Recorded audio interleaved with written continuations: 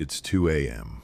Your body is in bed, but you're somewhere else, replaying a conversation from 3 days ago, rehearsing one that may never happen, running the same problem in circles, like a man pacing a cell he built himself. Here's the strange part.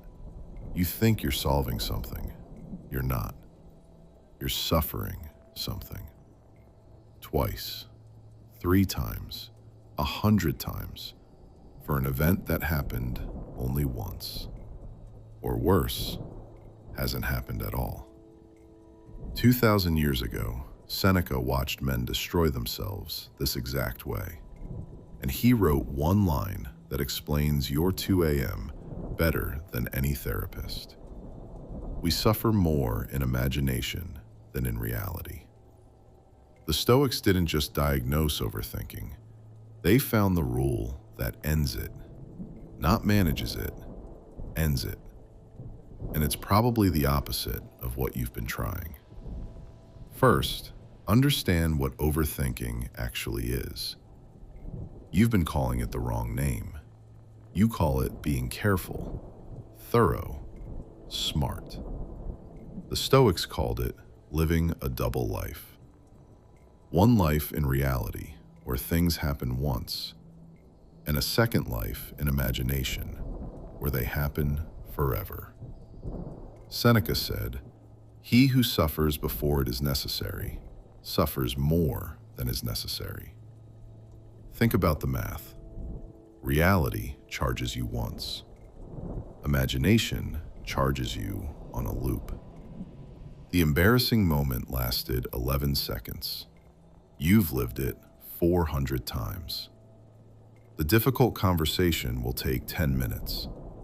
You've already spent 9 hours inside it. Overthinking isn't preparation. It's prepayment on a bill that may never arrive. Now, why does your mind do this? This is the part that stings. Overthinking is what the mind does when it tries to control something that cannot be controlled by thinking. The past cannot be edited. No amount of replay changes a single frame.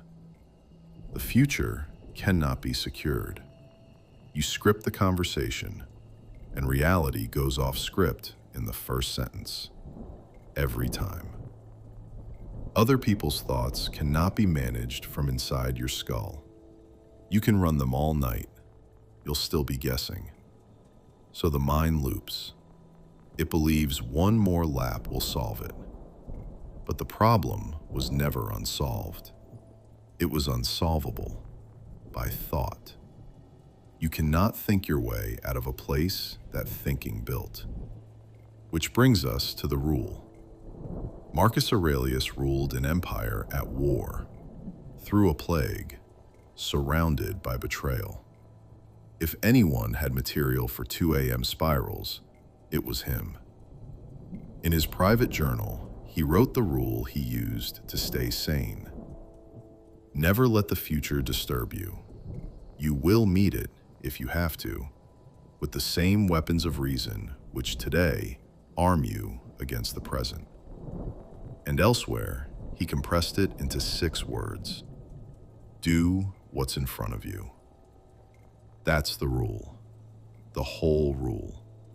Confine yourself to the present and act on the one thing it contains. Because the Stoics understood what modern minds keep missing. Overthinking is not ended by better thinking. It's ended by action. Deliberation has no natural exit. You can weigh options forever because weighing feels like progress. The only door out of a loop is a decision small enough to execute right now. The mind stops rehearsing the moment the body starts moving. Not because the problem vanished, because the mind finally has a real job instead of an imaginary one. So here's the practice. 3 steps tonight. 1. The sorting question. When you catch the loop, ask, is there an action I can take on this right now? If yes, take it. Send the message. Write the first line. The smallest real action outweighs 1,000 mental laps. If no, then this thought has no job. And a thought with no job is a squatter. Marcus had a phrase for evicting it. This is not necessary. Say it. Then return to the thing in front of you. Your food, your work, your breath. 2. Set a verdict time. Seneca said to be everywhere is to be nowhere. And a mind running 10 scenarios is nowhere 10 times. So give decisions a deadline. Not the perfect decision, a decision, made by Thursday. Act, watch, adjust. A good decision executed today beats a perfect one that never leaves your head. 3. The evening audit. The Stoics reviewed each day once, in writing, briefly. What did I do well? What did I do poorly? What will I do differently? 3 answers, done. The day gets 1 review, not 40. Paper remembers, so your mind doesn't have to circle all night. Do this for 2 weeks, and you'll notice something almost eerie. The spiral still knocks. It just doesn't get in. Because you've stopped feeding the only thing it eats, your attention. The past is a closed book. The future is an unwritten one. And you were only ever asked to write 1 sentence, the one in front of you. Seneca said we suffer more in imagination than in reality. So come back to reality.